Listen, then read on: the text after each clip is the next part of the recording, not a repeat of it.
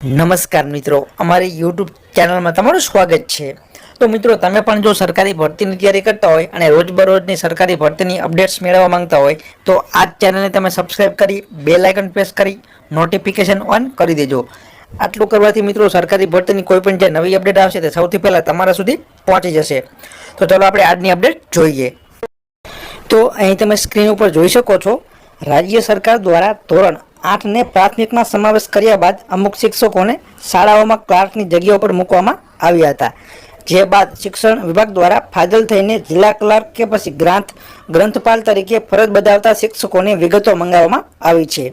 જે તમામ વિગતો મળ્યા બાદ શિક્ષકોને રિકોલ કરવા માટેની કાર્યવાહી છે તે શરૂ કરવામાં આવશે। તો મિત્રો, શિક્ષણ વિભાગ દ્વારા હવે શિક્ષકોને રેકોલ કરવા બાબતે દરખાસ્ત છે તે કરવામાં આવી હતી।